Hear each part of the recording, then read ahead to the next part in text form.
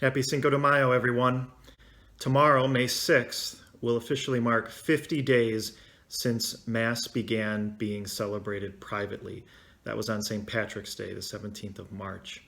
This past Sunday, we celebrated the fourth Sunday of Easter, and if you tuned in and participated in the recorded Mass, you saw that Father Andy Turner was the weekend presider. Very grateful for him to have assisted this weekend. As beginning late last week, I began suffering from an eye infection underneath the left eyelid of my eye, which is finally healing. Today, I'm starting to look less and less like that sloth character on the Goonies. So again, very grateful to him and our staff who remains committed to bringing you Mass, at least in digital format, throughout these trying weeks.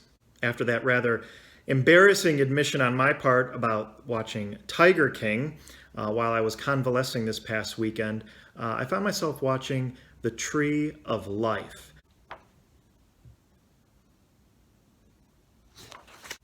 This is the second time I've seen this film. The first time was in 2017, in between my first and second assignment. I was on retreat, a theology of the body, the way of beauty, and we were introduced to this film. The Tree of Life, created in 2011, is described as an American experimental epic drama, film written and directed by Terrence Malick. The film chronicles the origins and meaning of life by way of a middle-aged man's childhood memories of his family living in 1950s Texas. And it's really interspersed with imagery of the origins of the unknown universe and the inception of life on Earth.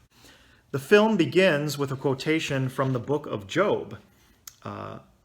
Where were you when I laid the foundations of the earth? When the morning stars sang together and all the sons of God shouted for joy. Then there's this mysterious wavering light resembling a flame, kind of flickers in the darkness. The film is over 2 hours long, so you got to hang with it. And it is not your regular run-of-the-mill hour and a half, entertain me while I eat popcorn. This is a little deep, so just be prepared for that. It's very artsy. It moves in and out of several memories from different family members.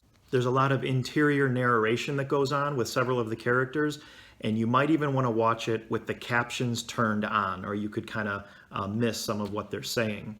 The mom and dad, I don't believe we ever know their names. They're just referred to as Mr. and Mrs. O'Brien. But at the very beginning of the film, the character of the mother, you hear her narrate to herself or to the audience of her recalling a lesson taught to her by the nuns, that people must choose to follow either the path of grace or the path of nature. And she says the path of grace, it doesn't try to please itself. It accepts being slighted, forgotten, disliked.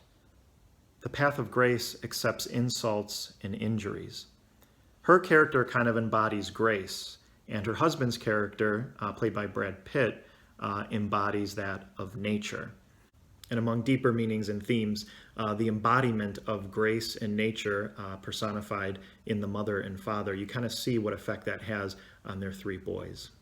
It received 3 Oscar nominations. It was up for Best Picture, Best Director, and Best Cinematography. The cinematography is fantastic. It's very beautifully filmed. There are these extensive, mysterious images of creation. Just see what you think about it. It's much more redeeming than Tiger King. So give yourself a little over 2 hours, enter into it, see what you think. I would admit it's probably not for everybody, but it is something worth reflecting on, I think especially in these days. Something with a little more meaning behind it. In fact, we were told on the retreat, if Pope John Paul II were making films, this is the type of film he'd be making. So if you happen to watch it, let me know what you think, what your interpretation on some of it is. And if you don't like it, I don't really want to hear about it. Of all the videos I've posted, all the updates, all the theology, all the church teaching, of all those videos, the favorite one was when we made the Aperol Spritz. So, as the pastor at my first assignment always said, give the people what they want. So, in honor of Cinco de Mayo, tonight we bring you drink number 2. cherry lime margarita. Let's get started. I've never made this drink before. It's tequila based. I don't even know if I like tequila, so we're gonna find out whether or not I like it. All right, here goes. To make this drink, you will need tart cherry juice, silver Patron, Cointreau, an orange liqueur, and that is how you pronounce it. I looked it up, Cointreau, and grenadine. Let's get started. First, cut your lime slice. When you cut fruit for a drink, roll it, and that brings the juices to the surface.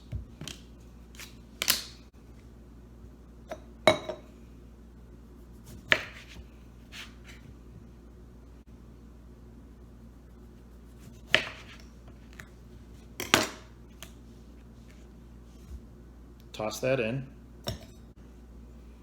First, 2 ounces of that tart cherry juice.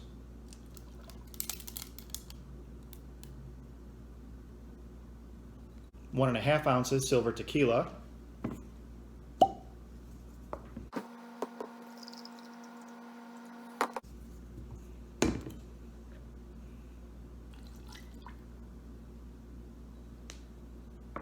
Half ounce Cointreau. 1/4 ounce grenadine.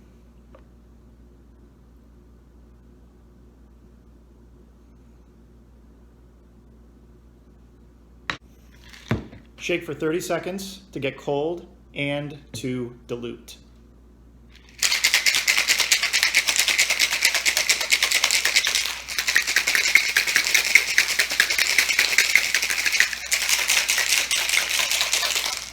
"30 seconds is way longer than you think.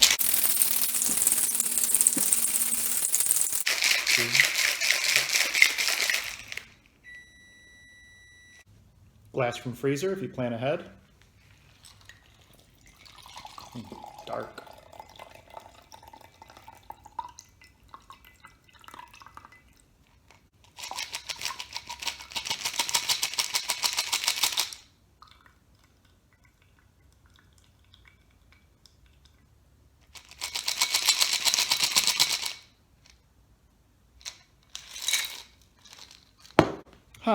Doesn't make a ton. You can use a smaller glass. Cherry to top.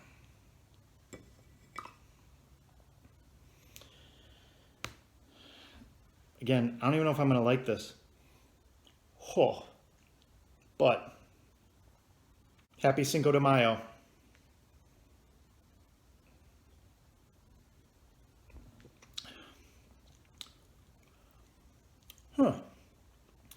Not bad.